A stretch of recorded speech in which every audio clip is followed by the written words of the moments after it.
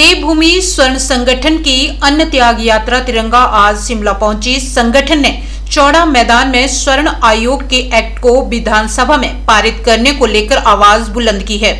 स्वर्ण संगठन ने सरकार से मांग की है कि उनके साथ समाज में भेदभाव हो रहा है। वर्तमान सरकार अगर स्वर्ण समाज के लोगों की मांगें नहीं मानती है तो यहीं पर अमरण अनशन शुरू किया जाएगा। देवभूमि स्वर्ण संगठन के प्रदेश अध्यक्ष मदन ठाकुर ने कहा कि 14 फरवरी से कुल्लू से शुरू हुई यात्रा शिमला पहुंची है। संगठन मांग करता है कि स्वर्ण आयोग एक्ट को विधानसभा में पारित किया जाए। भर्तियों में सामान्य वर्ग के साथ भेदभाव हो रहा है। उन्होंने कहा कि EWS में प्रदेश सरकार संशोधन करे। पिछली सरकार ने इसमें कुछ संशोधन कर लॉलीपॉप देने की कोशिश की थी, लेकिन ये पर्याप्त नहीं है। उन्होंने कहा कि प्रदेश की आर्थिकी को मजबूती देने के लिए भांग की खेती को आयुर्वेदिक दृष्टि से कानूनी मान्यता दी जानी चाहिए, जिसमें प्रदेश के किसानों को लाभ होगा। उन्होंने कहा कि कर्मचारियों के लिए वेतन आयोग आता है, लेकिन किसानों के लिए कोई लाभ सरकारों की तरफ से नहीं दिया जाता है। सरकार उनकी मांगों को हल्के में लेती है तो वे यही बाबा साहेब की प्रतिमा के आगे अमरण अनशन पर बैठ जाएंगे। मैं मदन ठाकुर और पिछले निरंतर 5 से 6 वर्षों से अपने समाज के लिए आवाज उठा के चले हैं। हमारी कुल्लू से यात्रा 14 फरवरी से शुरू हुई थी। आज आपके समक्ष भी यहाँ पे पहुंचे हैं। प्रदेश सरकार के समक्ष हम अपनी मांगों को लेके चले हैं।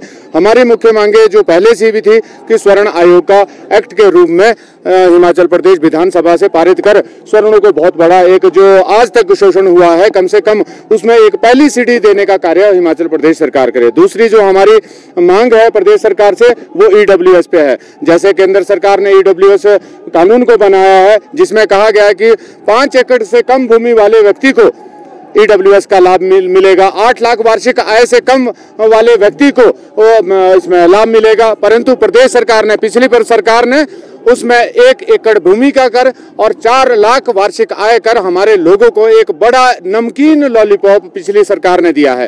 तो हमारा इस सरकार से निवेदन है कि उसमें संशोधन किया जाए। तीसरी मांग हमारी हिमाचल प्रदेश में भांग और अफीम की आयुर्वेदिक तौर पे किसानों को सुदृढ़ करने के लिए, क्योंकि आपने देखा है हिमाचल प्रदेश में वैसे तो गौ सदन बथेरे खोले हैं, गौ सदन के नाम पे दुनिया भर का सेस एकत्रित होता है, परंतु गाय सदनों में कम, सड़कों पे ज्यादा है। और वो आवारा जो गौ है वो तमाम खेतों में जाके हमारे किसानों की फसलों को बर्बाद कर रही है। कम से कम उनके उत्थान के लिए, साथ में कर्मचारी के लिए जब कोई मांग पड़ती है, 3रा, 4था, 5वां, 6ठा वेतन आयोग, महंगाई भत्ता कर्मचारियों को मिलता है, आज तक किसानों को एक भत्ता नहीं मिला। उसके लिए हमने निवेदन किया है कि हिमाचल प्रदेश सरकार यदि 2 जिले में अपनी भांग की खेती करना चाह रही है, उसके साथ वो पूरे प्रदेश में भांग की खेती बिना किसी क्षेत्रवाद के, बिना किसी जातिवाद के उसको करे, ताकि हिमाचल प्रदेश के तमाम किसान, 70% हिमाचल प्रदेश में किसान हैं, सभी को उसका लाभ मिल सके और हमारी जो प्रदेश की आर्थिक स्थिति कमजोर हुई है उसको मजबूत भी होगी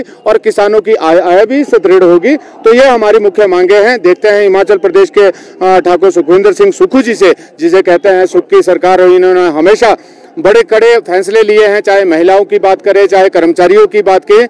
आज हम उम्मीद लेके आए हैं कि हिमाचल प्रदेश के सुख की सरकार हमारे स्वर्णों के अधिकार की भी बात करेगी। तो 2 बजे देखेंगे हिमाचल प्रदेश की सरकार क्या निर्णय लेती है आयोग के ऊपर। यदि ये सारी बातें सकारात्मक रही तो 2 बजे के बाद कोर कमेटी फैसला लेगी कि अगली रणनीति हमारी क्या होने वाली है।